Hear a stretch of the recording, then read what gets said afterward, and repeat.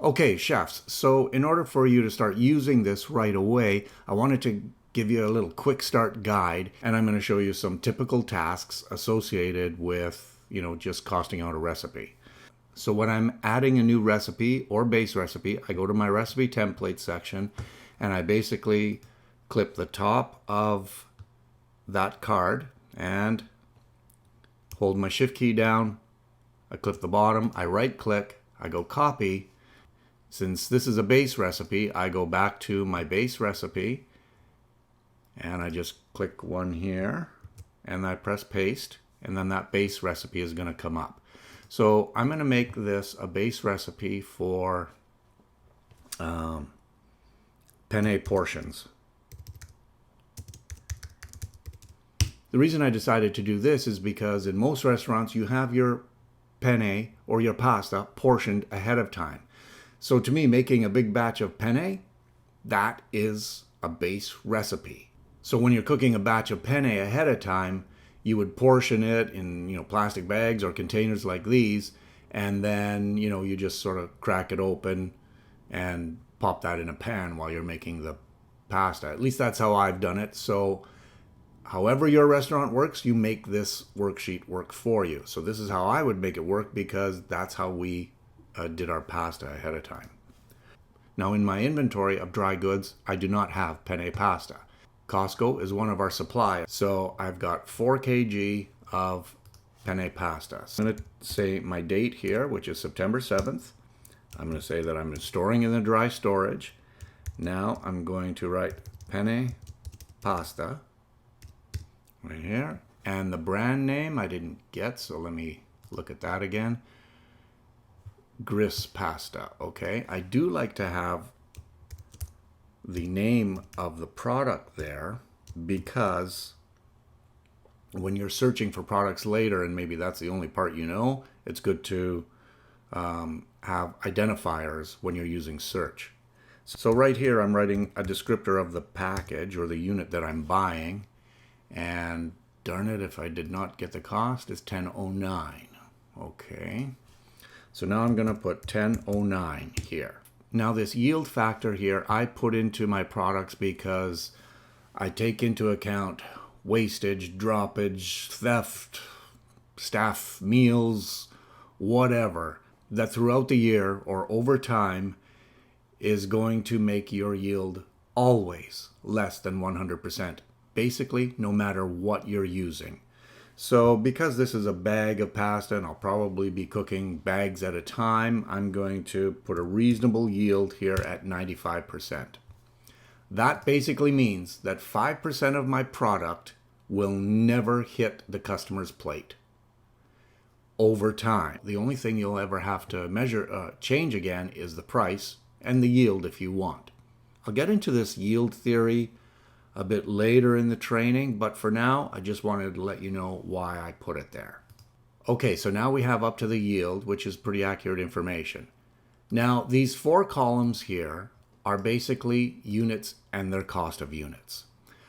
Why there's 4 columns is that you are going to need a variety of different units of measurement depending on the recipe you're using, or the source of the recipe, where you get it, or how you're extrapolating that recipe. There are many reasons to have different breakdowns, because sometimes you'll be using pounds, sometimes you'll be using kilograms, sometimes you'll be using volume. So when you put in a product into your inventory, don't just put 1. Break it down when you're doing it right then and there. Figure it out, because that's going to save you a lot of headache later. So let me show you what I do here. My first one's going to be kg, because as I said, the bag came in kg units, so I might as well just do that. So in this cell, I'm going to press equals my price. Now I'm doing divide by 4, because there's 4 kilograms in the bag. And I'm going to do divide again by my yield. Press enter. Now I have my cost per kilogram. If you haven't figured this out already, keep following, because it's going to make sense to you. Now I'm going to put gram, because if I read a recipe for, 2 or 3 portions, well, it's going to be in grams. It's not going to be in kilograms. So I might want to extrapolate that recipe in grams first, try it out, and then I would change the units afterwards. I could do it 2 ways. I could do equals this amount divide by 1,000 gives my cost per gram. Or I can do it another way, which I feel is better, and let me explain why. Equals 10.09 divide by 4,000, because I know there's 4,000 grams and 4 kilograms, divide by my yield. All right, of course, I came to the same number. But to me, when somebody else is looking at this spreadsheet later on, you want your source to always be from this. Or not always, but at least as much as you can. Because then people can see where your thought process was in terms of breaking it down. Again, I'm not going to cover this too much, but get in the habit of doing all of your unit breakdowns from this price. Now, a note for my American friends. A lot of these measurements that we're used to up here in Canada are liters, milliliters, grams, and kilograms. A lot of yours are pounds, ounces, 32 ounce containers, 16 ounces, and, gallons.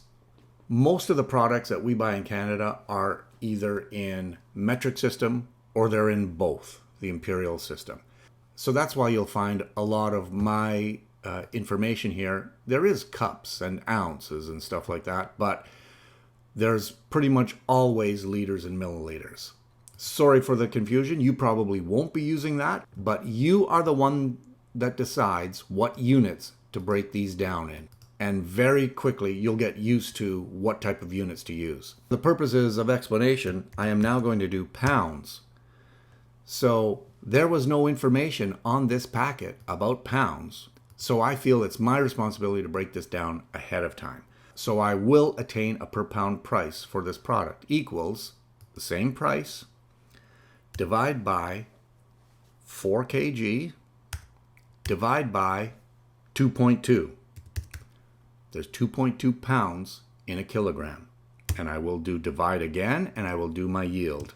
Boom, I have my per pound price. I will also do ounce in the same fashion, equals my cost per bag, divide by 4 kilograms, divide by 2.2, divide by 16, divide by, boom, that is my cost per ounce. Now I've got some very common measurements used in recipes for my pasta. Something else is going to come up, which I won't explain in this video, is that some recipes will go by weight, some recipes will go by volume. So it's very conceivable that you could read a recipe or try and extrapolate a recipe where the pasta... Hold on, I gotta go control my dogs. Okay, sorry about that. As I was saying, there could very likely be a recipe where it says to use 1 cup of pasta. Well, that's by volume. I'll show you how to do that later and add those types of measurements combined with weight measurements in this. But for the purposes of this quick start video, we'll get to that another time. Okay, so now I have my price per pasta. Let's go to my base recipe and I'm going to do portions. So basically, I'm going to assume that I'm going to cook the whole bag of penne at a time because I'm doing batch recipes and I'm a pasta restaurant, so I'm easily going to go through it. So my recipe unit I'm using is kg. My quantity is 4. That is my product. So now, this is the only thing that we input. This column here, ingredient cost, is always a formula. You don't put numbers in there unless you want some sort of quick estimate. So a formula always needs an equal sign. So you press equals, then we navigate back to inventory, we find our pasta, and we click the per kilogram price. And it'll show you in this little sort of floating window that you've hit that number, you press enter, and it is now extracting the inventory price. However, my ingredient cost is still wrong because my formula does not include the volume, which is right here. So I click that again, then I press my multiplication or my asterisk, and I press quantity. And now I know my full quantity of penne pasta that is in this recipe. What else is in this recipe? Well, salt. So I'll put grams. You Americans will put ounces. So let's just say 20 grams. Oh, not 220. And I'm going to put salt here. And I'm going to press equals. I'm going back to my inventory. And of course I have salt already in here. It's in my spice rack. So I'll put my coarse salt here and I'll put per gram. I will press this, enter. Oops. But again, I did not do my asterisk. Times 20 equals this. So now I know my product cost when I'm cooking this. Oh, maybe you might also like to add oil. So I'm going to put ounce here, and I'm going to put 2, and I'll put olive oil. Hopefully I have that in ounces. Let's see if I do. Olive oil, milliliters, ounces. Actually, I don't. I have it in milliliters. Fuck. Stupid. Where's my vegetable oil? Do I have vegetable oil in ounces? I do. Okay, I have vegetable oil in ounces, so I'll use that instead. So I'll change this to vegetable oil.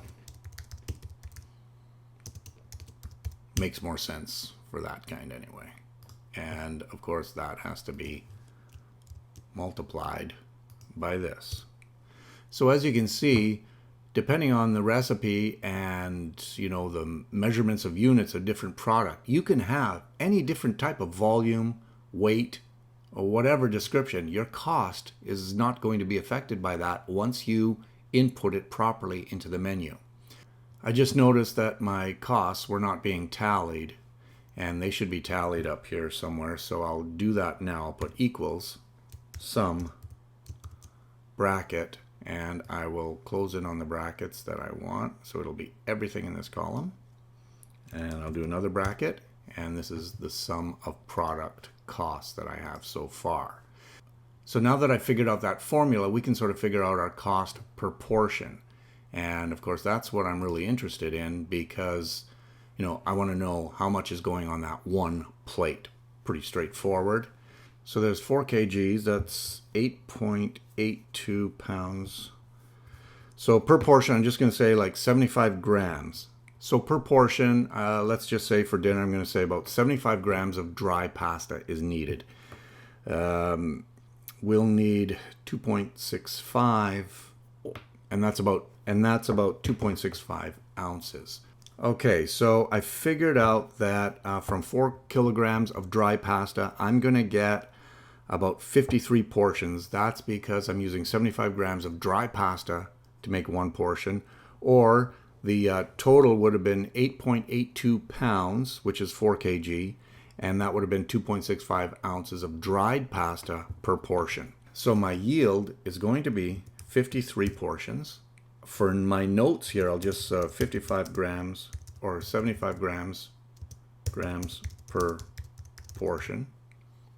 And now I can do my portion, you can do it anywhere over here really, is basically equals this, my total cost, divide by my units. Portion. Now I know my cost per portion is going to be 20 cents. I just want to fix this reference here. This is a scale factor column. It should be working on yours, but for some reason it didn't copy over properly. So I'll just show you what I do here. It's equals this number, and to get something to stick with that cell, you have to put a dollar sign in front of that. Okay, so it's G, and then another $sign to keep it aligned with the cell. So it's G53. Okay, so what it's showing here now is 2 times 4 equals 8. So if I tell somebody to make double the recipe, they'll know to use 8 kilograms of pasta. So I'm going to press copy here, and I'm going to press click paste and drag down, and then everything else will be double.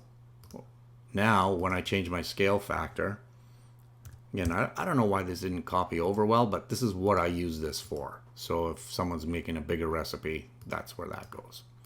Okay, so I have my penne portions costed out. I didn't include water here, but for something like that, which you don't have a handle on cost in terms of, you know, how much a pot of water costs, and it's worthless to be doing that, you can just sort of put a nominal number here of like 25 cents. And because we use this whole column to add together to create the cost, well, that 25 cents is costed out. Here, I'll do it again. You can watch. 75 cents added to that bottom. If I added to that number. So if I move back up and delete it, then it takes it back off. Okay. So that did actually affect my portion cost. Okay, let's go to the beef pastas now. One of the items is going to be my portion. So I will say my recipe unit is actually a portion. It's 1. It's a penne pasta portion. And remember, in the ingredient cost, it's always a formula. Well, except in the case of that water now. But now, instead of going to my inventory, I'm going to go to my base recipe sheet. And I'm going to go to my portion cost, click that, and now I have my penne portion cost included in the braised beef rib penne. So let's just add some whipping cream, because I'm going to finish this off with cream. I will say 25 milliliters. I'll do cream 35%. And now I will go to my inventory, and I have a section here for dairy, so that's where I'm going to go, and I go to milliliters of whipping cream, and